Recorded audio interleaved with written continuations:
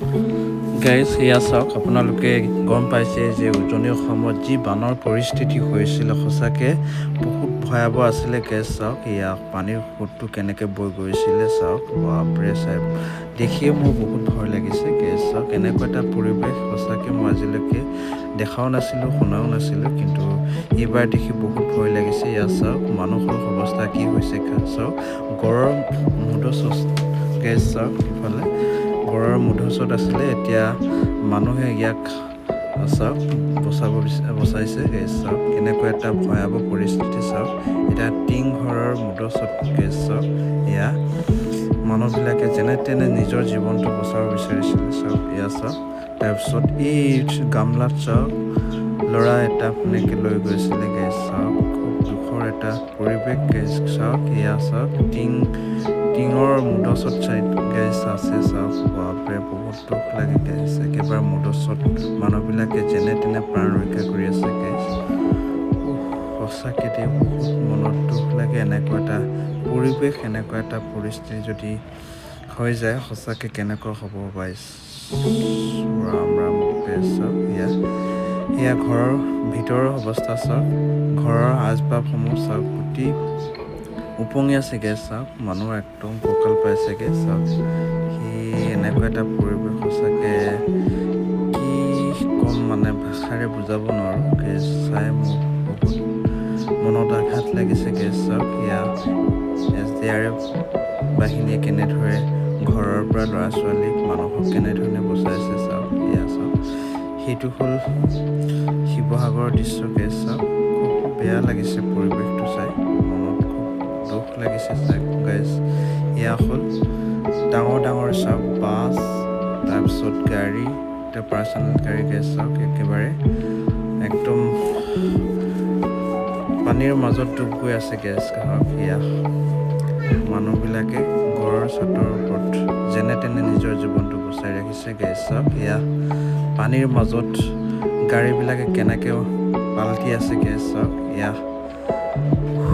দেখি সঁচাকৈ ভাষা নাই আৰু ক'বলৈ। গাইজ চাওক, এইবিলাক পলসত পুতি থৈছে গাড়ীবিলাকক। গাইজ চাওক, একেবাৰে অবৰ্ণনীয় এটা পৰিৱেশ। এয়া চাওক, গৰু গাইবিলাক কেনেকৈ উঠাই লৈ গৈছে, সঁচাকৈ বহুত দুখ লাগিছে এনেকুৱা এটা পৰিৱেশ চাই। গাইজ চাওক, এয়া গৰু জাকে জাকে গৰু বানপানীত। গাইজ চাওক, এয়া মৰি গৈছে। বাপৰে, সঁচাকৈ এই পৰিৱেশটো আমি কি ক'ম, মানে বহুত দুখ লাগিছে। গাইজ চাওক, এয়া ঘৰৰ মুধচ পাইছেগে, আৰু এই গাড়ীজনী চাওক, আৰু ইফালে চাওক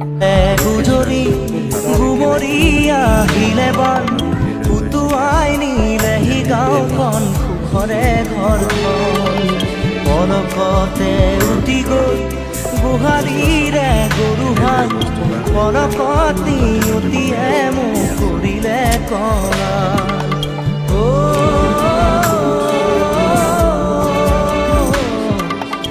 উটুৱাই নিলেহি গাঁওখন সুখৰে ঘৰখন। নিৰাকাৰ নিৰঞ্জন তুমিয়েতো জগজনতাৰ তুমিয়েতো জগজনতাৰ। অকল্পনীয় এটা পৰিৱেশ। গাইজ সঁচাকৈ দেই, এনেকুৱা এটা পৰিৱেশ সঁচাকৈ লাইফত প্ৰথম আমি দেখিছোঁ আৰু শুনিছোঁ। কেউফালে গুজৰি গুমৰি আহিলে বান, উটুৱাই নিলেহি গাঁওখন সুখৰে ঘৰখন পলকতে উটি গৈ গোহালিৰে। পৰিস্থিতি হৈ আছে সঁচাকৈ দেই। কেনেকৈ জীৱন নিৰ্বাহ কৰিব। গাইজ ইহঁতে কেনেকৈ জীয়াই থাকিব। বাপৰে। গাইজ চাওক, এয়া পানীৰ পৰিৱেশ, আৰু বৰ্তমান অসমৰ ৰাইজে আৰু যোনবিলাকে হৃদয়ৱান মানুহ আছে, তেখেতসকলে সেই বানপীড়িত অঞ্চলৰ মানুহবিলাকক দিনে নিশাই গৈ পেলাই সহায় কৰিছে। গতিকে আমি সেইবিলাক চাই সঁচাকৈ পৰিৱেশ পৰিস্থিতি চাই খুব দুখ লাগিছে। আৰু অসম চৰকাৰৰ লগতে হৃদয়বান মানুহসকলে সেই বানপীড়িত অঞ্চলৰ যিটো দুৰ্দশা আৰু যি নাখাই নবৈ পানীৰ যিটো হাহাকাৰ হৈ গৈছে গোটেই সেই এনেকুৱা এটা পৰিস্থিতিত হৃদয়বান লোকসকলে সহায়ৰ হাত আগবঢ়াইছে। গতিকে সেয়া মোৰ ফালৰ পৰা ভগৱানৰ ওচৰত প্ৰাৰ্থনা কৰিছোঁ যাতে সেই বানপীড়িত অঞ্চলৰ ৰাইজক যেনে তেনে জীৱনটো সুস্থ হৈ থাকক তাৰে কামনা কৰিছোঁ। আৰু হৃদয়বান যিসকল ব্যক্তি আছে তেখেতসকলে সেই বানপীড়িত অঞ্চলৰ মানুহসকলক সহায়ৰ হাত বঢ়াব বুলি মই নিশ্চয় বিশ্বাস কৰিছোঁ। এয়া চাওক কেনেধৰণে মানুহবিলাকে নিজৰ ঘৰৰ সাজবাবসমূহ পৰিষ্কাৰ পৰিচ্ছন্ন কৰিবৰ কাৰণে লাগি থাকি আছে। এয়া নিশ্চয় আপোনালোকে দেখিছে। এয়া খুব দুখ লগা এটা পৰিৱেশ, ভাষাৰে বৰ্ণনা কৰিব নোৱাৰোঁ। এয়া চাওক ইয়াত থাকিবলৈ, শুবলৈ আৰু বস্তু কাপোৰ কানি পিন্ধিবলৈ একো বস্তুৱেই ইয়াত নোপোৱা হৈছেগৈ। চাওক খুব দুখ লাগিছে। গতিকে এয়াই আছিল